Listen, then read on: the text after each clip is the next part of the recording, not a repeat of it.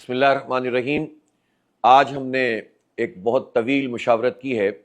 پورے پاکستان کے تمام ذمہ داران جو کل اپنے کارکنوں کے ساتھ اور عوام کے ساتھ اور نوجوانوں کے ساتھ مل کر احتجاج کرتے رہے،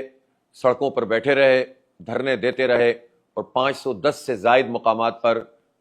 سڑکیں بلاک بھی کی گئیں اور منظم طریقے سے سارا کام ہوا، پرامن طریقے سے یہ کام ہوا، اور اس کے نتیجے میں یہ بات سامنے آئی کہ جماعت اسلامی قومی یکجہتی کی علامت بھی ہے کہ بلوچستان کے دور دراز علاقوں سے لے کر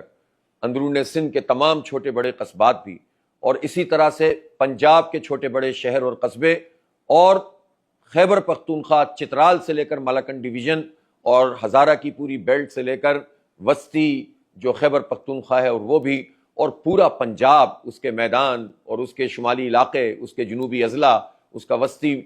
پورا کا پورے اضلاع، یہ سب کے سب ایک لڑی میں پرو دیے گئے۔ سب احتجاج کر رہے تھے، سب یہ نعرہ لگا رہے تھے، سب یہ بات کر رہے تھے کہ ہمیں یہ لیوی کا بھتہ پیٹرولیم مصنوعات پہ قبول نہیں ہے، پیٹرول کی یہ قیمتیں قبول نہیں ہیں، پیٹرول کی قیمت 225 روپے پہ کی جائے، یہ ہم پر ظلم ہے کہ جو حکمران کر رہے ہیں، اور یہ اپنی عیاشیاں کم نہیں کر رہے، یہ اپنے جہاز نہیں ختم کر رہے، یہ اپنی گاڑیاں چھوٹی نہیں کر رہے، یہ اپنے فری پیٹرول فری بجلی یہ ختم نہیں کر رہے، بلکہ سارا کا سارا طالب علموں سے، بائکیا والوں سے، رائڈرز سے، ان ڈرائیو والوں سے، فوڈ سپلائی کرنے والوں سے، اور اسی طرح مزدوروں اور کسانوں سے جن کی آمدنی ٹیکسیبل نہیں ہے، جن کی کوئی آمدنی نہیں ہے، طالب علموں کی، نوجوانوں کی، ان سے یہ سارا کا سارا ٹیکس وصول کیا جا رہا ہے جو قابل قبول نہیں ہے۔ اس لیے پورا پاکستان ایک آواز بن گیا اور اس نے ہماری اس جدوجہد کو ایک نیا رخ دیا ہے۔ ہم نے یہ مشاورت میں فیصلہ کیا کہ 14 اگست کی جتنی سرگرمیاں ہیں اس میں پوری جماعت اسلامی اور اس کے یوتھ، خواتین ونگ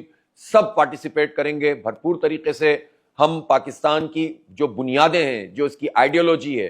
جو عادل کے نظام کی تمنا تھی جس کے لیے پاکستان بنا، اس کی خاطر لوگوں کو مجتمع بھی کریں گے، رابطہ بھی کریں گے، پروگرام بھی کریں گے اور جشن بھی منائیں گے۔ لیکن اس کے فوراً بعد 16 تاریخ کو چاروں صوبوں میں بیک وقت دھرنوں کا آغاز کیا جائے گا۔ لاہور میں ہم انشاءاللہ سی ایم ہاؤس پہ دھرنا دیں گے، اور خیبر پختونخوا میں، بلوچستان میں اور سندھ میں گورنر ہاؤسز کے اوپر دھرنے دیے جائیں گے، اور یہ دھرنوں کا آغاز ہوگا، اور انشاءاللہ ان دھرنوں کے نتیجے میں حکمرانوں کو ہم پیچھے ہٹنے پر مجبور کریں گے۔ یہ ظلم اب انہیں ختم کرنا پڑے گا، یہ جبر ہے اور اس جبر کو انہیں ختم کرنا پڑے گا۔ آئی پی پیز مافیا کے خلاف بھی جماعت اسلامی نکلی تھی اور اس کے نتیجے میں حکمرانوں کو پیچھے دھکیلا تھا، جو نہیں مانتے تھے کہ ان سے بات ہو سکتی ہے، لیکن وہ بات بھی کی اور 17-18 آئی پی پیز سے انہوں نے نیگوشیٹ بھی کیا، بجلی کی قیمتیں کچھ کم بھی ہوئیں، پھر یہ رک گئے ہیں۔ تو یہ جو مہنگائی کا طوفان ہے، ہر خاتون، ہر فرد، ہر تنخواہ دار، ہر مڈل کلاس اور غریب،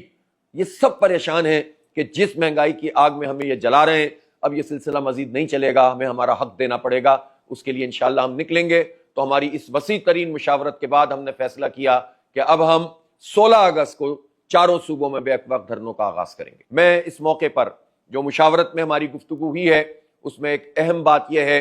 کہ جو ڈیولپمنٹ ہمارے خطے میں ہوئی ہے، جس میں پاکستان، سعودی عربیہ اور ترکی نے ایک